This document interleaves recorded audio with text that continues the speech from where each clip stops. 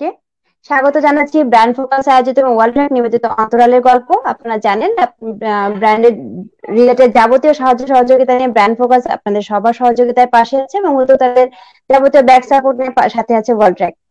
আমাদের অন্তরালের গল্পে আজকের অতিথি Sirajuddin Chowdhury Rubel, founder and CEO of HR perception, former group HR manager of Abdul Monem Limited, former career planning and developing coach, Free Job School, former HR and OD professional of Max Group BD. ভাইয়া আপনাকে আমরা স্বাগত জানাচ্ছি আজকের পর্বে। Thank you so much. ভালো আছেন আশা করি? আলহামদুলিল্লাহ ভালো আছি, আপনি কেমন আছেন? জি ভাইয়া ভালো আছি। আমরা আমাদের আজকের টপিক ইন্টারভিউ গাইডলাইন। যারা চাকরি ক্ষেত্রে রিফিউজে বারবার হতাশায় ভুগছেন বা চাকরি প্রার্থী যারা চাকরির জন্য নিজেকে তৈরি করছেন, তাদের সবার জন্য আজকে সেশনটা খুব গুরুত্বপূর্ণ ভূমিকা রাখবে আশা করি।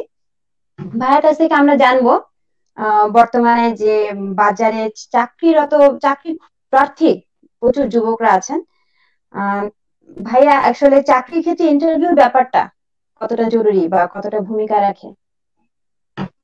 আচ্ছা, অ্যাকচুয়ালি চাকরির ক্ষেত্রে ইন্টারভিউ ব্যাপারটি হচ্ছে সবচেয়ে মূল ভূমিকাটা রাখে। কারণ আপনাকে একটা কোম্পানি যখন হায়ার করবে, আপনি সর্বপ্রথম সেই কোম্পানিটাতে আপনার সিভিটা দিলেন।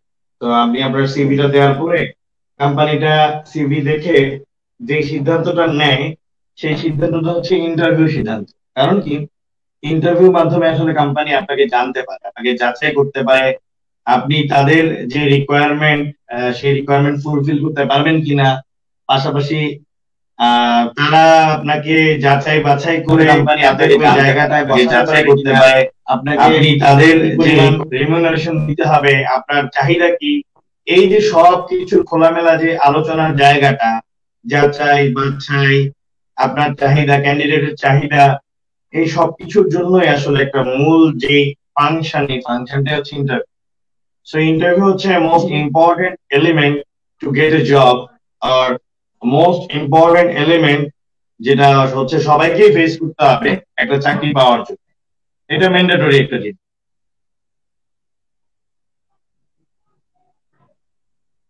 জি ভাই, আপনি এটার সাথে বলেছেন যে ইন্টারভিউ বলতে আমরা কি বুঝি, তবুও আমরা যদি জানতে চাই যে ইন্টারভিউটা যেটা বলেছেন যে আপনার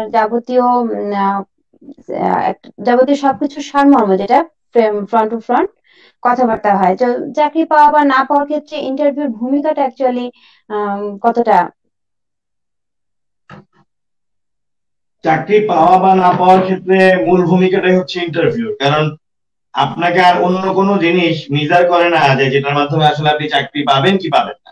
একমাত্র ইন্টারভিউ মেজার করে যে আপনি আসলে চাকরিটা পাবেন কিনা। আপনার মনে করেন যথেষ্ট ভালো একটা ক্যারিয়ার আছে, আপনার মনে করেন এডুকেশনাল অর্জনগুলো বা এডুকেশনাল আপনার যেই রেকর্ড, একাডেমিক যে রেকর্ড, সেটা যথেষ্ট ভালো, বাট আলটিমেটলি আপনি ইন্টারভিউতে গিয়ে ভালোভাবে কথা বলতে পারলেন না, আপনি ইন্টারভিউতে গিয়ে নিজেকে প্রেজেন্ট করতে পারলেন না, ইন দ্যাট কেস কিন্তু আসলে আপনার জন্য সেই জবটা পাওয়া হবে না, আপনি কিন্তু আলটিমেটলি জবটা পাবেন না। সো চাকরির ক্ষেত্রে সবচেয়ে বেশি ইম্পর্টেন্ট যেটা, সেটা হচ্ছে ইন্টারভিউ।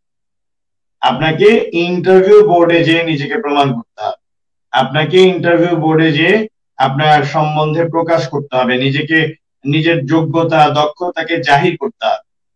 এছাড়া আর কোনো মাধ্যম নেই যে আপনাকে আপনার কোম্পানি, অর্গানাইজেশন অন্য কোনো মাধ্যমে আপনাকে যাচাই বাছাই করবে। আপনার সিভি দেখে সে আপনাকে ইন্টারভিউর জন্য কল করবে, বাট বাকি সবকিছুর যেই জায়গাটায় পরীক্ষা নিরীক্ষা যাচাই বাছাই সবকিছু হয় হচ্ছে ইন্টারভিউ বোর্ডে। সো ইন্টারভিউ যথেষ্ট গুরুত্বপূর্ণ একটা জিনিস, এবং এটা কেউই কখনো মানে এটাকে করতে পারবে না, কি বলে এটাকে, মানে অ্যাভয়েড করতে পারবে না, ইগনোর করতে পারবে না। আর এটাকে কখনোই কম গুরুত্বপূর্ণ ভাবা যাবে না। চাকরি পেতে হলে ইন্টারভিউর জন্য পারফেক্টলি প্রিপারেশন নিতে হবে। ইন্টারভিউ বোর্ড থেকে আপনাকে চাকরিটা আদায় করে নিতে হবে, চাকরিটা আপনাকে অর্জন করতে হবে। সহজ কথা হচ্ছে। নার্গিস তৃষ্ণা ভাইকে সালাম দিয়েছেন। জি, ওয়ালাইকুম আসসালাম নার্গিস।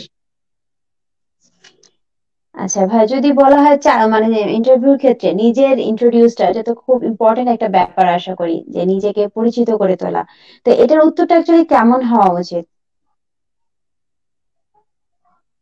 ইন্ট্রোডাকশন আসলে নিজেকে পরিচিত, নিজের পরিচিতিটা দেয়া, বা যেটাকে আমরা বলি যে ইন্ট্রোডিউস ইয়োরসেলফ, এটা যখন একটা ইন্টারভিউতে বলা হবে তখন এটার পরিচিতিটা হওয়া উচিত একটু মানে স্ট্র্যাটেজিক্যাল, একটু কৌশলী হয়ে এটার উত্তরটা দেওয়া উচিত। অনেকেই হচ্ছে একদম শুরু করে যে আমার নাম এটা, আমার বাবার নাম এটা, আমার মায়ের নাম এটা, আমি অমুক জায়গায় জন্মগ্রহণ করেছি, আমি অমুক জায়গায় বড় হয়েছি, আমি অমুক স্কুলে পড়েছি, অমুক কলেজে পড়েছি, এই জিনিসগুলো ইন ডিটেইলে অনেকে বলে। বাট দেখেন, এই জিনিসগুলো অলরেডি যিনি আপনাকে কোশ্চেন করছেন ওনার কাছে যে সিভিটা আছে ওনার হাতে, ওখানে এই জিনিসগুলো অলরেডি মেনশন করা আছে, খুব স্পষ্ট করে ওখানে সবগুলো জিনিস লেখা রয়েছে যে আপনি কোথায় পড়েছেন, আপনার বাবার নাম কি, আপনার মায়ের নাম কি, আপনি কোন স্কুলে ছিলেন, আপনি কোন কলেজে ছিলেন, এই সব কিছু সেখানে লেখা রয়েছে।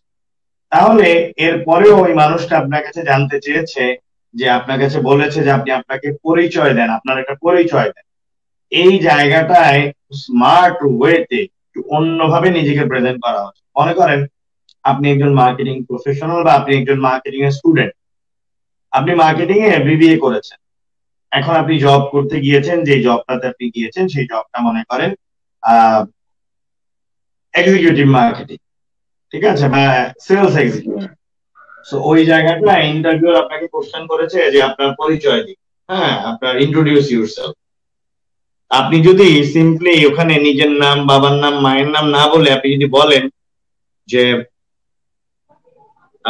লাইক এমন একটা কিছু ডিফারেন্ট ওয়েতে যে অ্যাকচুয়ালি আমি হচ্ছি নাদিয়া, আমার সবচেয়ে ভাল লাগে অনেক বেশি মানুষের সাথে কমিউনিকেট করতে, I love to deal with the people, আমি মানুষের সাথে ডিল করতে পছন্দ করি। আমার কাছে মনে হয় যে আমার মধ্যে সবচেয়ে ভালো যে স্কিলটা আছে সেটা হচ্ছে হিউম্যান ম্যানেজমেন্ট স্কিল বা human skill, I can understand people, আমি মানুষের সাথে মিশতে পছন্দ করি, এটাই হচ্ছে আমি, আর এটাই হচ্ছে আমার বৈশিষ্ট্য। আর আমার লেখাপড়া, আমার স্টুডেন্ট লাইফ, আমার কলেজ লাইফ, ভার্সিটি লাইফে আমি আমার লেখাপড়ার পাশাপাশি আমি ক্লাবিং করেছি, আমি বিভিন্ন ধরনের অর্গানাইজেশনের সাথে ছিলাম। আমি কোভিড-19 এর পরে এসে আমি প্রায় 50টার মতো লাইভ প্রোগ্রাম অর্গানাইজ করেছি, আমি হোস্ট ছিলাম, আমি অনেক ভালো হোস্টিং করতে পারি, আমি অনেক ভালো কথা বলতে পারি। আমার কাছে মনে হয় যে এই জিনিসগুলোই আমাকে চারিদিক থেকে গুছিয়ে নিয়েছে, আমাকে তৈরি করেছে। এগুলো আমার আলাদা করে আমি বলবো যে এগুলো হচ্ছে আমার একটা ধরনের যোগ্যতা, আর এটাই হচ্ছে আমি। দেখেন, আপনি আপনার নাম বললেন না, বাবার নাম বললেন না, মায়ের নাম বললেন না, অথচ আপনি কিন্তু আপনার সম্পর্কে একটা গোছানো পরিচয় আপনি কিন্তু দিয়ে দিয়েছেন, যার দরুন আপনার একটা সুন্দর প্রেজেন্টেশন স্কিল তারা দেখে নিল, আপনি ভালোভাবে কথা বলতে পারেন এটা তারা বুঝে নিল, হ্যাঁ, আপনি নিজেকে কিভাবে প্রকাশ করতে পারেন এটাও তারা জেনে নিল। বাকি ইনফরমেশন তো সিভিতেই আছে। আপনি প্রথমে এটাও বলে নিতে পারেন যে স্যার আমার তো সকল ইনফরমেশন সিভিতে দেয়া রয়েছে, apart from that those information বা ওই ইনফরমেশন গুলো ছাড়া আমি এর বাইরে যেটা বলবো সেটা হচ্ছে আমি নাদিয়া, আমি হচ্ছি এরকম। আপনি তখন এভাবে করে নিজেকে প্রকাশ করতে পারবেন। খুব এই জিনিসটা আমার আসলে জানার ছিল ভাইয়া, যেটা হচ্ছে আমি ব্যক্তিগতভাবে জানতে চাইতাম যে আসলে নিজের ইন্ট্রোডিউসিংটা কি। ইন্ট্রোডিউস মানে নিজেকে জানানো, নিজের ভিতরটাকে জানানো, নিজের সত্তাটাকে জানানো। আমার শখ বা আমার সব থেকে যেটাকে বলা হয় স্ট্রেংথ, আর স্ট্রেংথটাকে জানানো যে আমি কি করতে পছন্দ করি। তো ভাইয়া, যে অনেক সময় অনেক রকম টেকনিক্যাল কিছু কোশ্চেন আসে, তো টেকনিক্যাল কোশ্চেন আসে যেগুলা আসলে সরাসরি উত্তর না দেওয়াটাই আমাদের কাছে, আমরা যতটুকু বুঝি আর কি। তো সেই ক্ষেত্রে উত্তরগুলো কেমন হওয়া উচিত? অ্যাকচুয়ালি যে কোনো ধরনের টেকনিক্যাল কোশ্চেন যদি হয়, বা যেটা হচ্ছে একদম বইয়ের কোনো ইনফরমেশন থেকে, অথবা যদি এমন হয় যে আমি যেই ট্রেডে আমি আমার গ্রাজুয়েশন কমপ্লিট করেছি, বা আমি যেই ডিসিপ্লিনের আমার গ্রাজুয়েশন, বা যেই ডিপার্টমেন্টের আমি হচ্ছি মানুষ, বা যেই রিলেটেড ট্র্যাকে আমি জব করব, এরকমটা যখন আমি করছি, তখন এই রিলেটেড যে কোনো টেকনিক্যাল কোশ্চেন যখন আস্ক করা হবে, তখন প্রথমেই চেষ্টা করা উচিত কনসেপচুয়ালি সেটাকে অ্যান্সার করা, সরাসরি বুকিশ কোনো কিছু না বলা। আমি কি বুঝি, আমি কিভাবে বুঝি, আমি জিনিসটা কিভাবে রিয়ালাইজ করি, আমি জিনিসটা কিভাবে ফিল করি, আমি আমার মতো করে বুঝবো। যেমন আমাকে যদি বলা হয় যে মার্কেটিং এর সংজ্ঞা বলেন, তো আমি এখন খোঁজা শুরু করলাম যে ফিলিপ কটলার সাহেবের কোন সংজ্ঞাটা আছে, ঠিক আছে, বা গ্যারি আর্মস্ট্রং সাহেবের কোন সংজ্ঞাটা আছে আমি খোঁজা শুরু করলাম এবং তাকে বই থেকে একটা মুখস্থ সংজ্ঞা আমি বলে দিলাম। এই জিনিসটা আসলে আমার মেধা বা মননশীলতাকে পারফেক্টলি প্রকাশ করে। অথচ আমি যদি এটা না বলে আমি বলি যে দেখুন, মার্কেটিং মানে হচ্ছে, আমার কাছে যেটা মনে হয় যে আমার পণ্যটাকে দুনিয়ার চোখের মাঝখানে নিয়ে ফেলে দেয়া। পুরো দুনিয়ার যে চোখটা থাকবে সেই চোখের মাঝখানে আমার পণ্যটা থাকবে, এটার নাম হচ্ছে মার্কেটিং। পুরো দুনিয়া যখন চোখ খুলবে তখন আমার পণ্যটাকে দেখবে, দুনিয়া যখন চোখ বন্ধ করবে তখন আমার পণ্যটাকে নিয়ে বা দেখে চোখটা বন্ধ করে ফেলবে। আমি মার্কেটিং বলতে এটাই বুঝি। আপনি যখন আপনার একটা ভাষায় বলবেন, আপনি যখন আপনার নিজের কনসেপচুয়াল আন্ডারস্ট্যান্ডিং দিয়ে বলবেন, তখন জিনিসটা অন্যরকম হবে। আমি ফিল করি যে মানে এটাই হওয়া উচিত এবং এটাই ক্যান্ডিডেটরা যেন করেন, যে আপনাকে টেকনিক্যাল যেই জায়গা থেকে কোশ্চেন করা হবে আপনি অবশ্যই অবশ্যই চেষ্টা করবেন আপনার কনসেপচুয়াল আন্ডারস্ট্যান্ডিং, আপনার নিজে কিভাবে জানেন, নিজে কতটুকু বোঝেন সেভাবে বলা। এবারে কিছু জিনিস আছে আসলে চাইলেও কনসেপচুয়ালি বলা যায় না, লাইক হচ্ছে কোনো থিওরি, কোনো রুলস, কোনো হচ্ছে ফর্মুলা। এখন আপনাকে যদি বলা হয় যে নিউটনের দ্বিতীয় সূত্র বলেন, আর আপনি যদি সেটাকে কনসেপচুয়ালি বলা শুরু করেন, তাহলে জিনিসটা হবে না। আপনাকে সেটা বইয়ের ভাষায় বলতে হবে, যেভাবে দেয়া আছে বা যেভাবে উনি বলে গিয়েছেন, নিউটন সাহেব যেভাবে বলে গিয়েছেন আপনাকে সেভাবেই বলতে হবে। ঠিক আছে? জি ভাইয়া, আমাদের সাথে বেশ কিছু অডিয়েন্স যুক্ত হয়েছে। এমডি নাসির আপনাকে সালাম দিয়েছেন। ওয়ালাইকুম সালাম।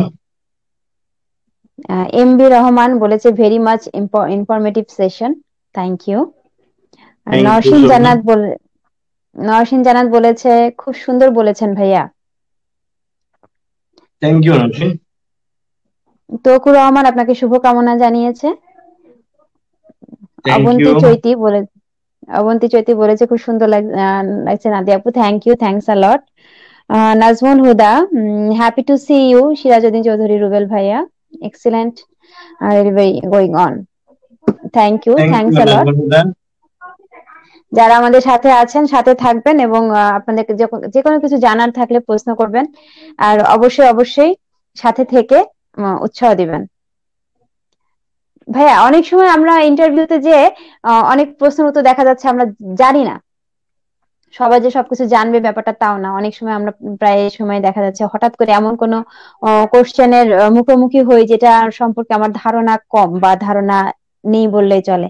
তো সেক্ষেত্রে এটাকে অ্যাভয়েড করা বা টেকনিক্যালি এটাকে হ্যান্ডেল করার জন্য কোনো সাজেশন কি দিতে পারবেন? দেখুন, আপনি যে একটা ইন্টারভিউ বোর্ডে সবকিছু জেনে আসবেন বা সবকিছু আপনি জানবেন, এটা একজন ইন্টারভিউয়ার কখনো এক্সপেক্ট করবে না। একজন ইন্টারভিউয়ার এটা কখনোই চাইবে না যে আপনি আপনার পড়াশোনার সব কিছু জানেন, আপনাকে যাই কোশ্চেন করা হবে আপনি জানবেন। এটা আসলে হওয়াটা ঠিক না। আর কেউ যদি এরকমটা এক্সপেক্ট করে তাহলে আসলে মানে এটা ঠিক হবে না। আমি ওনাকে নিয়ে মন্তব্য করতে চাচ্ছি না, এটা ঠিক হবে না।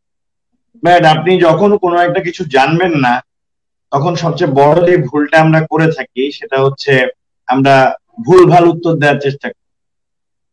না জেনে আন্দাজ করে আন্দাজে উত্তর দেওয়াটা হচ্ছে সবচেয়ে বড় অপরাধ, এটা একটা অন্যায়, ক্রাইম। তো আমরা যারা ইন্টারভিউ বোর্ডে থাকি আমরা বুঝে যাই যে আসলে এখন তো সে এটা বানিয়ে বলছে, মিথ্যা বলছে, কারণ এটা তো আসলে এরকমটা নয়।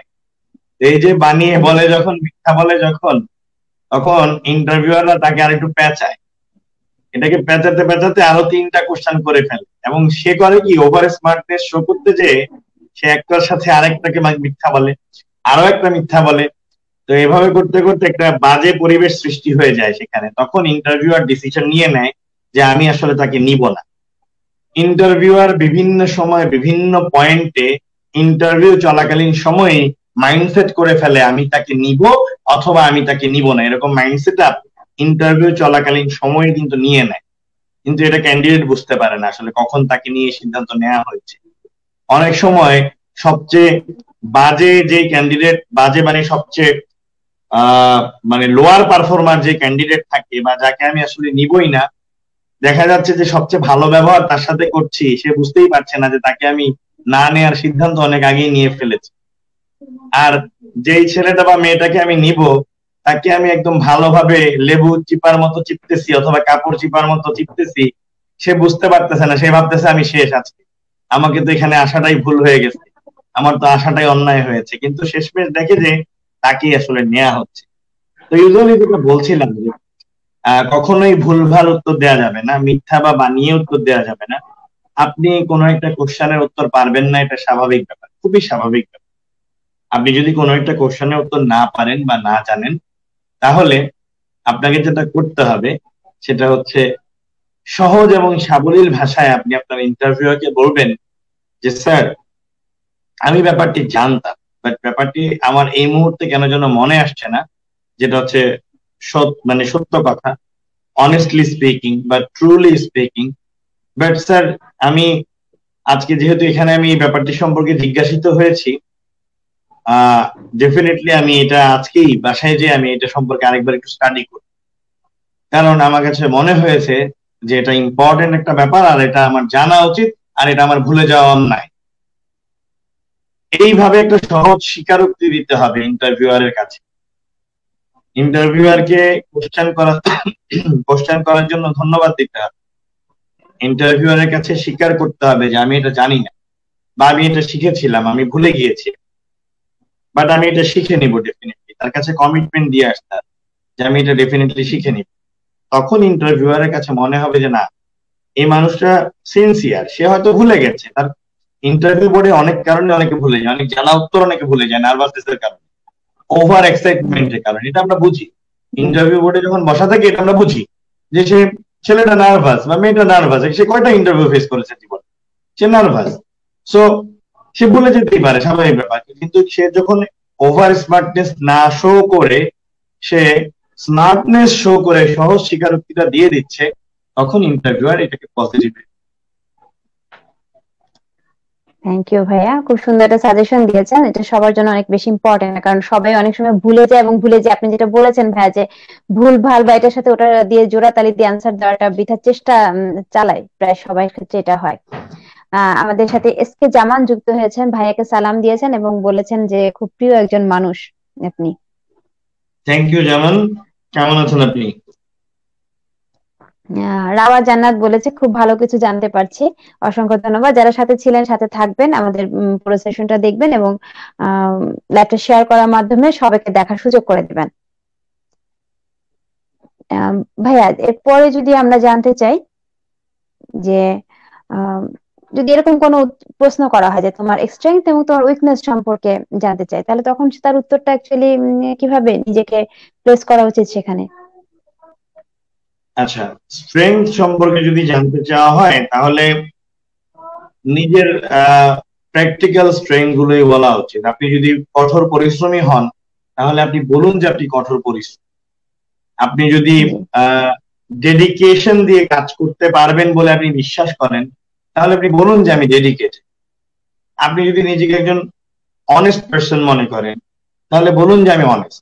আপনি যদি নিজেকে একজন ক্যারিয়ার ওরিয়েন্টেড মানুষ মনে করেন, তাহলে বলুন যে আমি ক্যারিয়ার ওরিয়েন্টেড।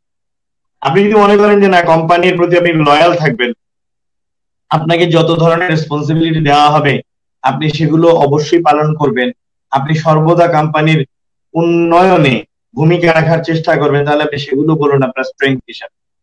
বাট চেষ্টা করবেন আপনি যে জিনিসটাকে আপনার স্ট্রেংথ হিসাবে বলবেন, সেটির একটি আপনার জীবন থেকেই সেগুলো ব্যাকআপ দেওয়ার মতো উদাহরণ আপনি যেন দিতে পারেন।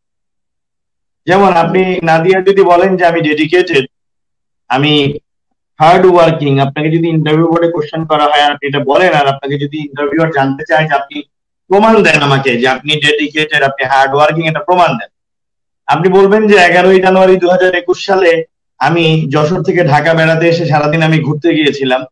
তারপর আমার সেদিন আমার সংগঠনে একটা লাইভ প্রোগ্রাম ছিল, আমি সারাদিন ঘুরে এসে ঠিক 8টা বাজে এসে আমি সেই লাইভে অ্যাটেন্ড করে আমি 1 ঘন্টা লাইভ প্রোগ্রাম সঞ্চালন করেছিলাম। আমি এক বিন্দু পরিমাণও রেস্ট নিইনি, কারণ আমি আমার কমিটমেন্টের সাথে আমি কমিটেড ছিলাম, আমি আমার অর্গানাইজেশনের প্রতি লয়াল ছিলাম, এবং আমি সারাদিন পরিশ্রম করার পরেও, বাইরে থাকার পরেও আমি খুব জলি মাইন্ডে সেই লাইফটা আমি কন্ডাক্ট করেছিলাম। সেইটা হচ্ছে আপনার প্র্যাকটিক্যাল, আপনার ব্যবহারিক জীবন থেকে, আপনার নিজের জীবন থেকে আপনাকে বলতে হবে আপনার স্ট্রেংথ এর ব্যাপারটা। আমি অনেক সময় ইন্টারভিউ বোর্ডে অনেক ফ্রেশারকে জিজ্ঞেস করি, আপনি যে সৎ, আপনি বলেন তো আপনি যে সৎ, আপনি একটা উদাহরণ দেন আপনার জীবন থেকে।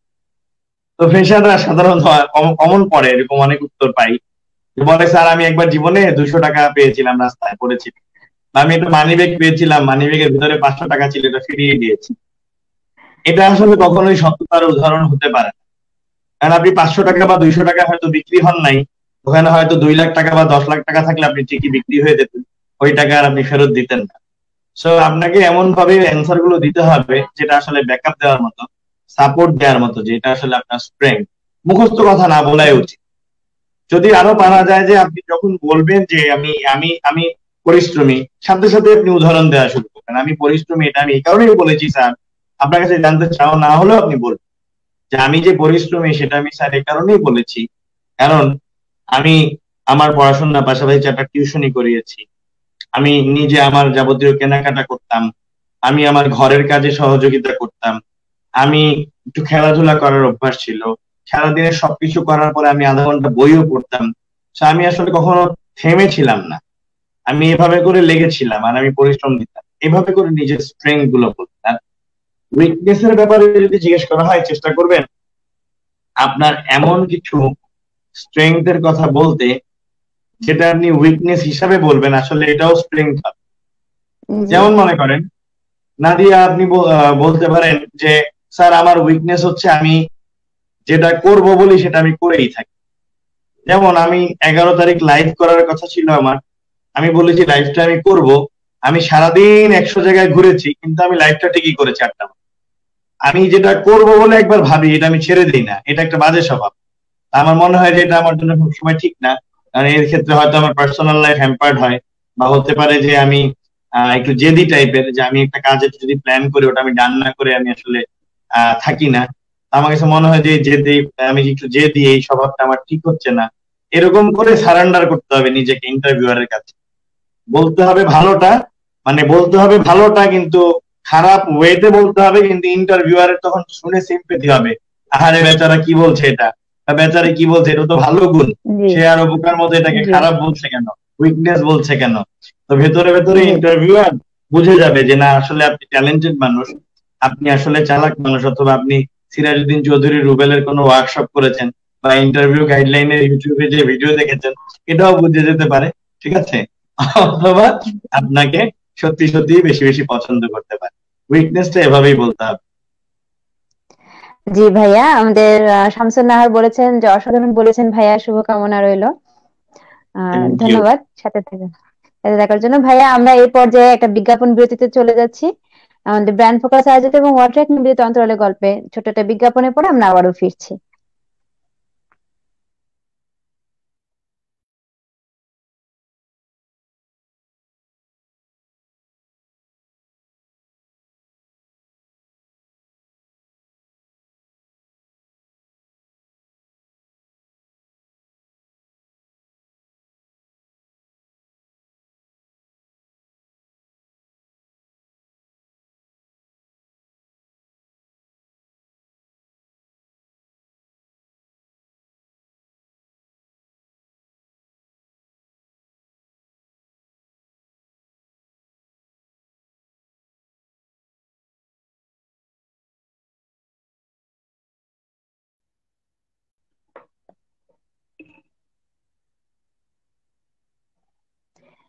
আমরা আবারও ফিরে এলাম আমাদের অন্তরালের গল্পে। আমাদের সাথে অতিথি হিসেবে ছিলেন সিরাজউদ্দিন চৌধুরী রুবেল ভাইয়া। আমরা জানছি অনেক কিছু, জানবো আরো কিছু।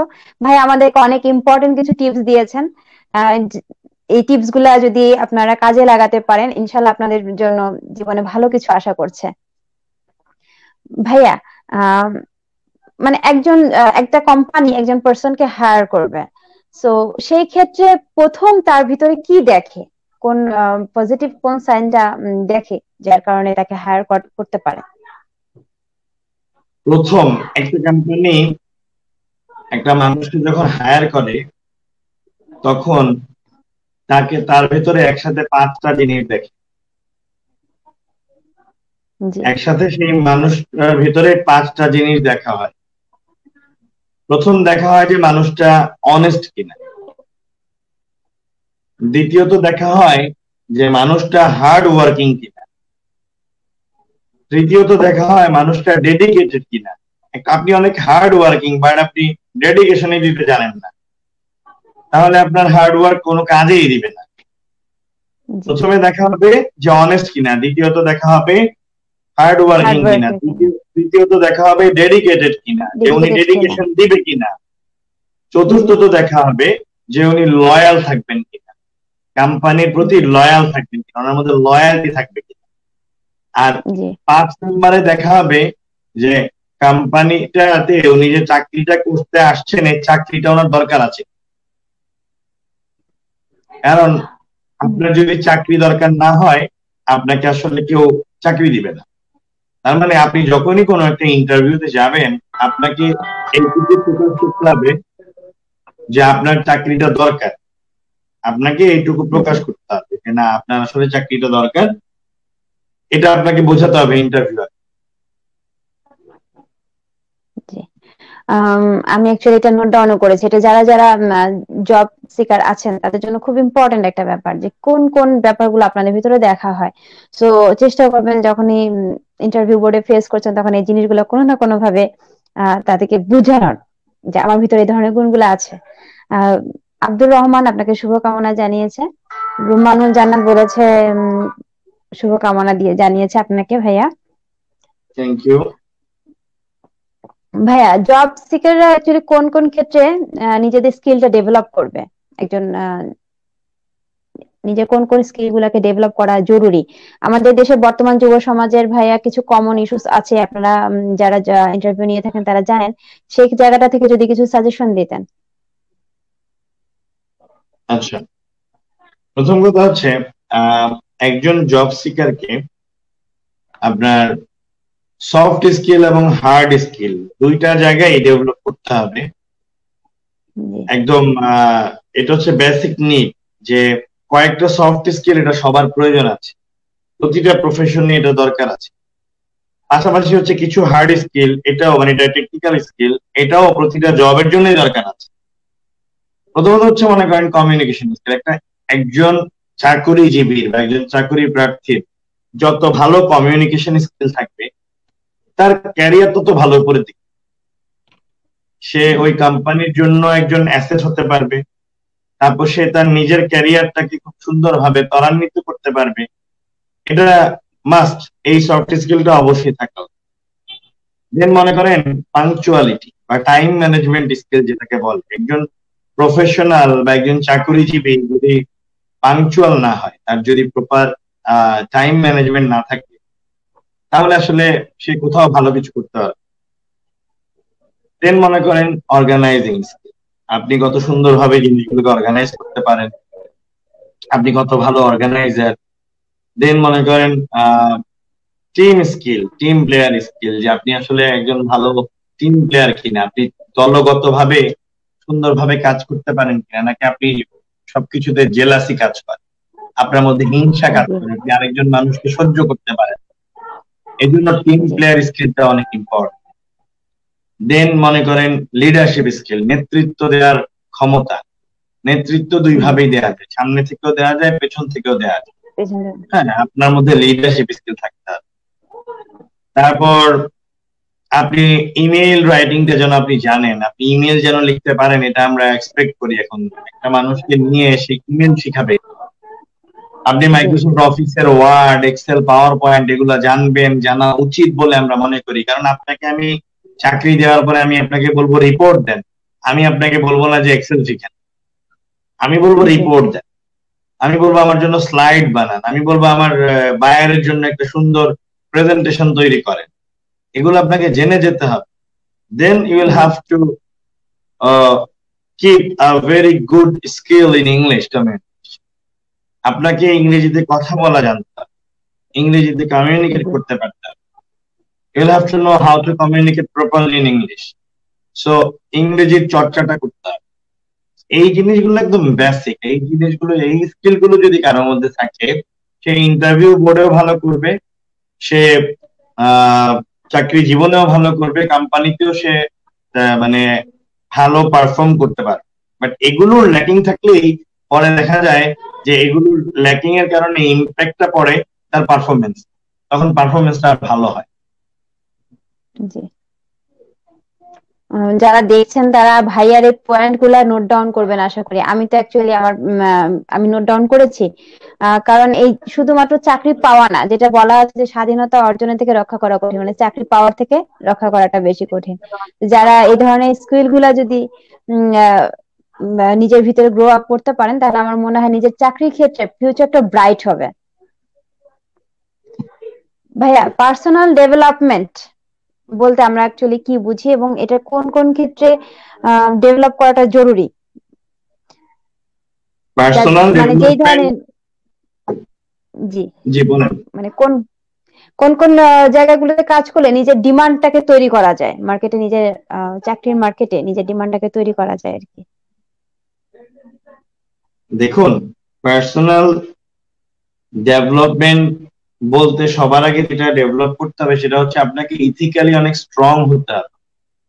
একজন মানুষ যদি ইথিক্যালি স্ট্রং না হয় সে আসলে কখনোই ডেভেলপ হতে পারে। আপনাকে ভেতর থেকে ভারী হতে হবে ইথিক্যালি, অনেস্টলি। দেন আপনাকে পরিশ্রম করার মেন্টালিটি রাখতে হবে নিজের ভেতর। আপনার মানে মাইন্ড সেট এমন রাখতে হবে, আপনার বিলিফ সিস্টেমটাকে স্ট্রং রাখতে হবে যে আই ক্যান ডু। আপনাকে আই ক্যান ডু এই বিশ্বাসে বিশ্বাসী হতে হবে। এগুলো হচ্ছে পার্সোনাল ডেভেলপমেন্টের একদম বেসিক জায়গা। আপনাকে সবার আগে যে আমি জানি, আমি পারি, আমি করবই, আমি করতে পারি, হ্যাঁ আমার দ্বারা হবে, আমি সৎ, আমি সত্যবাদী, ঠিক আছে, আমি নৈতিক, এই জিনিসগুলো আগে নিজের সাথে নিজেকে বোঝাপড়া করে তৈরি করে নিতে হবে। আপনি অনৈতিক, আপনি অসৎ, আপনি অলস, আপনি ভালো লার্নার না, আপনি শিখতে চান না, শেখার নেশা নেই, শেখার আগ্রহ নেই, তাহলে আপনি শেষ। আপনার দ্বারা ওই রকম ওই জায়গায় যাওয়া হবে না। আপনি হয়তো জীবন পার করে ফেলবেন, বাট পুরো জীবন শেষেও আপনার ওই রকম স্যাটিসফ্যাকশন না কোনোদিন পাবেন, না ওই রকম কোনো পজিশন কোনোদিন পাবেন, না ওই রকম কোনো কিছু অর্জন করতে পারবেন। সবার আগে পার্সোনাল ডেভেলপমেন্ট হচ্ছে ethics develop, honesty development, belief সিস্টেমের ডেভেলপমেন্ট, যে আমি পারি, আমার দ্বারা হবে, আমি করব, এগুলো হচ্ছে পার্সোনাল ডেভেলপমেন্ট। আমি যখন নিজেকে ডেভেলপ করার কথা চিন্তা করব, সবার আগে হচ্ছে আমার নিজের নীতি, নৈতিকতা, সততা, নিজের বিশ্বাস, হ্যাঁ সেলফ কনফিডেন্স, এগুলোকে ডেভেলপ করতে হবে। এগুলো যখন ডেভেলপ হবে তখন বাকি জিনিসগুলো এমনিতেই ডেভেলপ হয়ে যাবে। আপনাকে প্রতিনিয়ত জিজ্ঞেস করতে হবে যে আমি আগামীকাল কোথায় যেতে চাই, আমি আগামীকাল নিজেকে কোথায় দেখতে চাই, এবার আমি আগামীকাল নিজেকে যেই জায়গাটায় দেখতে চাই ওই জায়গায় দেখার জন্য আমার কোন জিনিসটা জানা প্রয়োজন, কোন জিনিসটা আমার শেখা প্রয়োজন, এবার আপনি সেটা শিখতে হবে, এবার আপনাকে সেটা অর্জন করতে হবে। পরিশ্রম করার মন মানসিকতা থাকতে হবে। আপনি যদি একজন ভালো পরিশ্রমী না হন, আপনি যদি পরিশ্রম করার মন মানসিকতা নিজের মধ্যে না রাখেন, তাহলে আপনার পার্সোনাল ডেভেলপমেন্ট কখনোই হবে। খুব ইম্পর্টেন্ট কিছু কথা ভাই আমি বলেছেন। আমি এই জিনিসটাতে খুব বেশি বিশ্বাস করি যে শেখার মন মানসিকতা এবং কাজের ক্ষেত্রে না নেই, কাজ আসলে না হবে না, শিখার চেষ্টা থাকতে হবে, শেখার জন্য নিজেকে প্রস্তুত রাখতে হবে। মানুষ চাইলে কি না পারে, সবকিছুই শিখতে পারে। ভাইয়া, আমরা আপনার সাথে অনেকক্ষণ অনেকটা সময় আপনার কাছ থেকে আমরা নিয়েছি, আপনি আমাদেরকে অনেকটা সময় দিয়েছেন, সেজন্য আমরা আপনাকে অসংখ্য ধন্যবাদ জানাচ্ছি এবং কৃতজ্ঞতা জানাচ্ছি। আহমেদ উজ্জ্বল বলেছে শুভকামনা রইল, দোয়া করবেন সবার জন্য। তো ভাইয়া, আশা করি আমরা আপনাকে কিছুটা ভালো সময় উপহার দিতে পেরেছি। Thank you so much. Brand ফোকাসের জন্য শুভকামনা রইল। ব্র্যান্ড ফোকাসের এই ধরনের উদ্যোগকে আমি সাধুবাদ জানাই। আপনাদের পুরো টিমকে আমার পক্ষ থেকে আন্তরিক ধন্যবাদ। আপনারা একটা গোছানো টিম, এগিয়ে যান, সুন্দরভাবে কাজ করেন। যে কোনো সময় যে কোনো সাজেশন লাগলে আমাকে নক করবেন, আমার কাছে পরামর্শ নিবেন। আপনাদের জন্য শুভকামনা রইল। Thank you so much. আর যারা লাইভটা শুনেছেন সবার জন্য ধন্যবাদ। সবাই ভালো থাকবেন। অসংখ্য ধন্যবাদ ভাইয়া, আপনার শুভকামনা আমাদের সাথে থাকবে ইনশাআল্লাহ। আপনাকে ভবিষ্যতে আমরা পাশে চাই, পাশে পাবো। আর আপনি তো বলেছেন আমরা যে কোনো সময় নক দিতে পারবো, আপনাকে খোঁজ করতে পারবো, এটা আমাদের জন্য অনেক বড় একটা পাওয়া হয়ে থাকলো ভাইয়া। দোয়া করবেন আমাদের জন্য। আপনি সুস্থ থাকবেন এবং আপনাকে আমরা আবারও আমাদের মাঝে চাই। কোন এক সময় ইনশাআল্লাহ আমরা আবারও অবশ্যই। ভাইয়ের সাথে বলবো, আমরা আবারও একটা সময় কাটাবো ভাইয়ের সাথে। ততদিন পর্যন্ত ভাই সুস্থ থাকবেন, ভালো থাকবেন। আমরা বিদায় জানাচ্ছি আমাদের আজকের পর্ব থেকে। ব্র্যান্ড ফোকাস আয়োজিত এবং ওয়ার্ল্ড ট্র্যাক নিবেদিত আমাদের আজকের অন্তরালের গল্প থেকে আমরা বিদায় নিচ্ছি। শুভরাত্রি সবাইকে। সুস্থ থাকবেন, ভালো থাকবেন, নিজের এবং পরিবারের সবার প্রতি যত্নশীল হবেন। শুভরাত্রি।